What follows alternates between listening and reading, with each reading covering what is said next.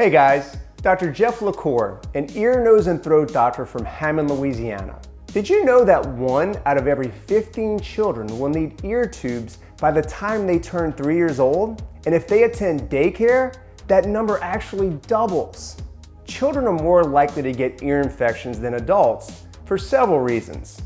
And for this video, we're referring to ear infections that occur behind the eardrum in a space called the middle ear, as opposed to ear infections such as swimmer's ear, which occur in the ear canal and is more common during the summer months. The first reason that children are more apt to getting ear infections is that their immune system is still developing and they have a harder time fighting off the common cold as well as bacterial infections. In daycare, children are way more likely to pass on their colds to one another, increasing the frequency of ear infections. The second reason is that their anatomy makes them more prone to ear infections. A small tube called the eustachian tube connects the middle ear to the space in the back of the nose. Its job is to equalize pressure between these two spaces. In children, this tube is small, short, and has more of a horizontal orientation. When a child gets a cold, mucus can collect in the back of the nose and back up into the eustachian tube. This mucus can then back up into the middle ear space, causing an ear infection. In adults, the eustachian tube is longer and has a more vertical orientation, making it less likely for adults to get an ear infection.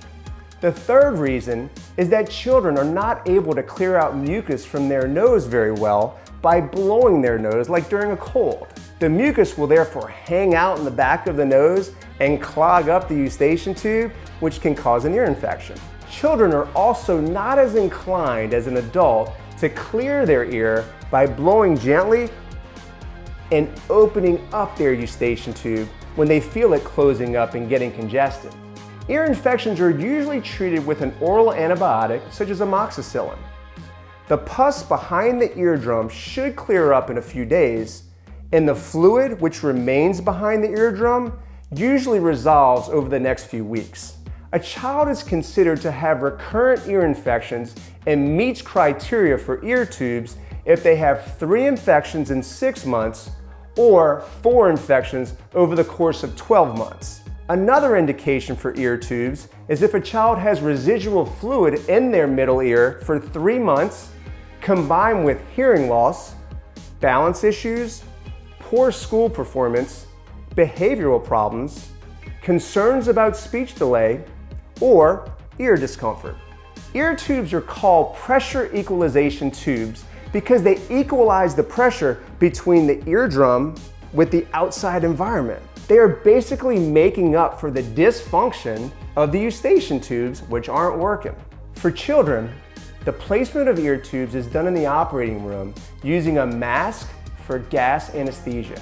Once the child is asleep, a small incision is made in the eardrum, fluid or pus is suctioned out of the middle ear, and the small tube, whose opening is 1.1 millimeters, is placed into the eardrum, with one side in the middle ear and one side in the ear canal. The entire procedure usually takes less than 10 minutes. Ear tubes typically stay in place for 9 to 12 months before they extrude naturally out of the eardrum. Typically at night they'll fall out of the ear canal, or when they're swimming or bathing they'll fall out of the ear canal. And the eardrum will seal shut 98 to 99% of the time. Rarely will a small hole remain, which may require a short surgical procedure to close in the future. Common benefits from ear tubes in kids with recurrent infections are a decrease in the frequency of ear infections and decreased antibiotic use. If a child does get a cold with a buildup of mucus or pus back into their middle ear, the infection will drain from the ear tube and can be treated with an ear topical antibiotic drop instead of an oral antibiotic. Common benefits of ear tubes for kids with chronic fluid behind the eardrum typically includes improved hearing and speech.